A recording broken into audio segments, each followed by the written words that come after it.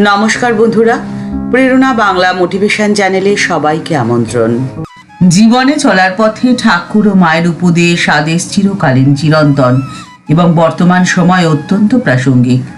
মা বলেছেন, যেখানে থাকবে বা যেখান দিয়ে যাবে তার চারদিকের খবর রাখতে হয়, চোখটি খোলা রাখতে হয়। বাস্তবে কি তাই? আপনার জীবন তো শুধুই আপনার। আপনার যন্ত্রণা, বেদনা, দুঃখ সে শুধুই আপনার। আবার আপনার সাফল্য সে শুধুই আপনার। তাই জীবনের পথে চলতে গেলে দুটো বিষয়কে সবসময় মেনে চলা উচিত। যে দুটো বিষয় মেনে চললে আপনার ক্ষতি কেউ করতে পারবে না। যারা আপনার ক্ষতি করতে চাইছে তাদের দিন শেষ, শুরু হবে আপনার দিন, আপনার সাফল্যের দিন, আপনার ভালো থাকার দিন। প্রথম, দুর্জনের থেকে দূরত্ব বজায় রাখা। আর দ্বিতীয়, আপনাকে যেন তেন প্রকারেণ আপনার কাজটা সম্পূর্ণ করার মানসিকতা। এবার দুর্জন আর সুজন, এই দুয়ের মধ্যে পার্থক্য আপনি কিভাবে করবেন? তার রয়েছে 5টি উপায়। প্রথম, যখন আপনি যুক্তি দিয়ে কারোর সাথে কথা বলছেন আর আপনি লক্ষ্য করছেন যে সে হার মানতে নারাজ, সবসময় মনে করছে যে সে যা জানে সেটাই ঠিক আর আপনি ভুল। প্রত্যেকটি কথায় যে মানুষের মধ্যে এই অহংকার আপনি লক্ষ্য করবেন, তার থেকে দূরেই থাকুন। দ্বিতীয়, সন্দেহ প্রবণতা। সবাইকে সন্দেহ করার মানসিকতা যে মানুষের মধ্যে আপনি দেখতে পাবেন, ভুলেও তার সাথে বেশি মেলামেশা করবেন না।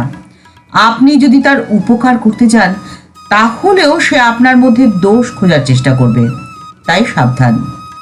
তৃতীয়, যে নিজেকে বড় মনে করে এবং বাকি সবাইকে তুচ্ছ তাচ্ছিল্য করে, তার থেকে দূরেই থাকুন। প্রত্যেক মানুষেরই রয়েছে আলাদা গুণ এবং গুরুত্ব। মায়ের কথায়, সংসারে ঝাঁটাটির গুরুত্ব অসীম, তাই কাজ হয়ে গেলে তাকে অবহেলায় দূরে ছুড়ে দিতে নেই, তাকেও মর্যাদা দিতে জানতে হয়। যে অন্যকে সম্মান করে না, মর্যাদা দেয় না, তার কোনো যোগ্যতা নেই সম্মান পাওয়ার।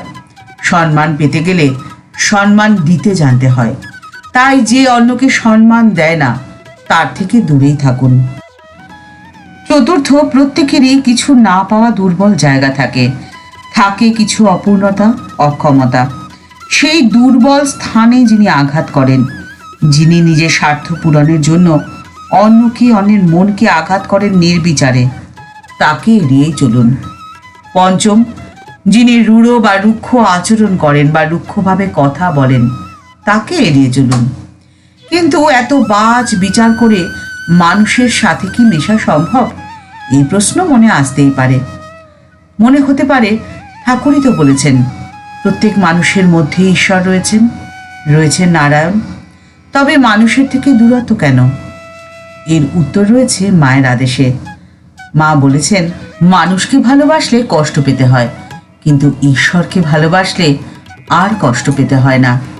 আর ঈশ্বরকে কিভাবে ভালোবাসা সম্ভব সেই পথ দেখিয়ে দিয়ে গেছেন স্বয়ং ঠাকুর শ্রী রামকৃষ্ণ পরমহংসদেব।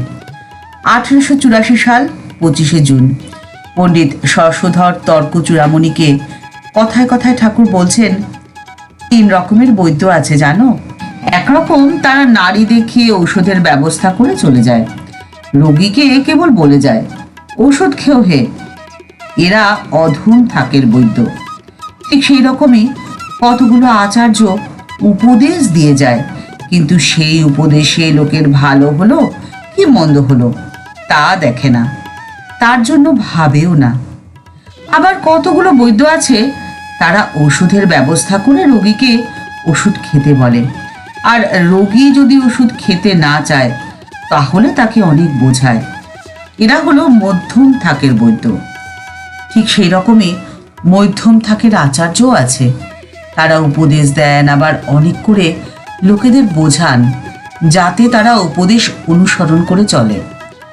আর উত্তম তাকের বৈদ্য যারা, তারা মিষ্টি কথায় যদি রোগী না বোঝে তাহলে তারা জোর পর্যন্ত করে। দরকার হয় রোগীর বুকে হাঁটু দিয়ে রোগীকে জোর করে ওষুধ গিলিয়ে দেয়। সেরকম উত্তম থাকের আচার্যও রয়েছে। তারা ঈশ্বরের পথে আনবার জন্য শিষ্যদের ওপরে জোর পর্যন্ত করেন। এই উত্তম শ্রেণীর আচার্য বর্তমান সময় পাওয়া বড়ই দুর্লভ। কারণ তাদের সংখ্যা যে বড়ই সীমিত। তাই নিজের দায়িত্ব নিজেকেই নিতে হবে, নিজের ভালো নিজেকেই দেখতে হবে। আর সেই জন্যই স্বামী তুরিয়ানন্দজি বলছেন, সুবিধা অসুবিধা যা হওয়ার হোক, কোমর বেঁধে করতে হবে, অ্যাট এনি কস্ট, যাই হয়ে যাক না কেন করব। এই ভাব থাকলে মহা বিপত্তি যা তোমাকে গ্রাস করবে বলে মনে করছো, শেষে দেখবে তারাই তোমার বন্ধুর কাজ করে দিয়ে চলে গেল। তবে আন্তরিক চেষ্টা বা যত্ন থাকা চাই। সুবিধা কি কখনো হয়? কর্তব্য বুঝে করে যাবে। তুমি তো অজর অমর আছোই, তুমি কেন সুবিধা খুঁজে বেড়াবে? এ সকল তো তোমারই সৃষ্ট। যেমন সমুদ্রে স্নান করতে হবে বলে বসে রইলে, মতলব হলো তরঙ্গ থেমে গেলে স্নান করবে। সে তো বাজে কথা, সে কি কখনো হয়? ধাক্কাধাক্কি খেয়ে তুমি স্নান করে এলে, সমুদ্র যেমন তেমনই রইল। আর ঠিক সেই রকমই সংসারেরই তরঙ্গের মধ্যেই ভগবানকে ডেকে নিতে হয়। সুবিধা হলে করব, বা সময় হলে করব, বা পরে করব, এই কথা ভাবা কোনো কাজের কথা নয়। নাও অর নেভার, করতে হয়তো এখন, না হলে কখনোই নয়।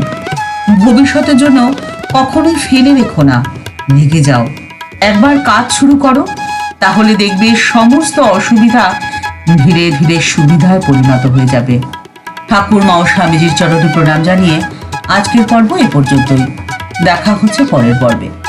ভিডিওটি যদি ভালো লেগে থাকে তাহলে তা শেয়ার করার অনুরোধ করছি। আর আমাদের চ্যানেলকে ভালোবেসে যারা আমাদের পরিবারের সদস্য হয়েছেন তাদের জানাই অসংখ্য প্রণাম, ধন্যবাদ, ভালোবাসা। আর যারা এখনো আমাদের চ্যানেলটি সাবস্ক্রাইব করেনি তাদের কাছে অনুরোধ করছি, চ্যানেলটি সাবস্ক্রাইব করে বেল বাটনটা ক্লিক করে দেবেন। আর অল বাটনটা ক্লিক করে দিলে আমাদের ভিডিও আপলোড হওয়ার সাথে সাথেই আপনার কাছে নোটিফিকেশন চলে যাবে। সবাই ভালো থাকবেন, সুস্থ থাকবেন। নমস্কার।